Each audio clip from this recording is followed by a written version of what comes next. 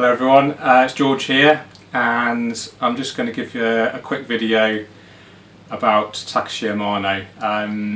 It's just over a week ago that I found out about his death, and it's given me a week to reflect on it, and I've prepared a mini interview. So without further ado, we'll go ahead with that, and I'd just like to share some of my thoughts and feelings with you all. Thank you. George, how did you find out that Amano had passed away? I actually got a Facebook message off my good friend and colleague Nathan Hill from Practical Fishkeeper magazine. He Facebook messaged me at midnight on the 5th of August, and I picked the message up probably about 5 in the morning, 6 in the morning. So that's how I found out. Okay. And how did you feel? I was gutted, really gutted, a bit shocked, but not shocked as in really surprised. Just shocked that it came so quickly. I think a few of us were aware he had an illness. He'd lost a lot of weight over the last 2 or 3 years. So yeah, it wasn't a huge shock, but just a feeling of what happens now. The sort of godfather of aquascaping has died. This is a real sort of horrific and horrible thing. But what can you do? Okay, so looking back, when did you first come across his work?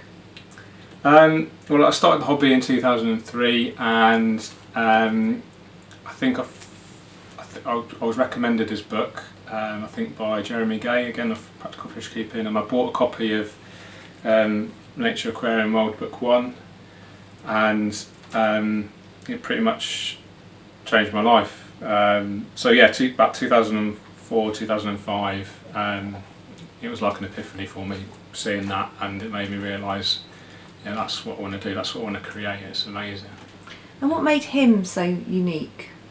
I think Amano was just a great leader, a great pioneer of aquascaping. I think the Dutch style of aquascaping had been around for many years. I think it started in the 1930s. It was quite formal, quite neat, almost quite cold in a way. But Amano had come up with this nature aquarium principle, which was recreating the slice of nature from outside and bringing it inside, and I think that's something that really appealed to me, and obviously appealed to thousands and thousands of other people. He redefined aquascaping, and it's hard, these two tanks are completely inspired by Amano's work. If I hadn't have discovered Amano's work, I probably wouldn't have 2 tanks for starters, and they wouldn't look anywhere near as good as this. So yeah. And how has he influenced you personally? Oh gosh, massively, in so many ways, and it's only this kind of week that I've really given it much thought.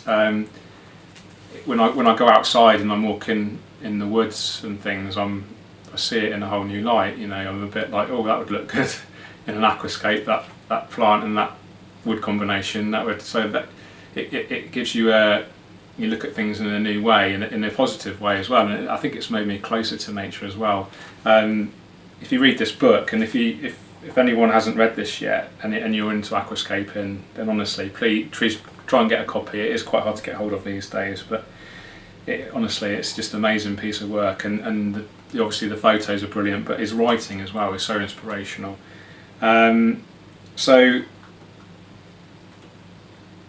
He's just influenced me beyond measure, really. He's the reason I do what I do. I'm a self-employed aquascaper, and without his work, there's no way I'll be doing that right now.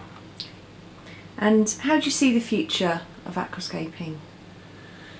A little bit of me was like, oh, what's going to happen now with the nature aquarium, aquascaping and ADA.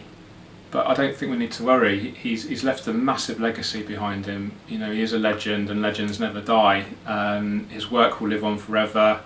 The outpouring of grief and testimonials and all the positive lovely, beautiful words that people have said about Amano. You know, guys that spring to mind: Oliver Knott, Dave Chow, Frederick Fuss has put a load of good stuff on Facebook as well, and it actually, you know, it brings tears to my eyes. You know, he's been such a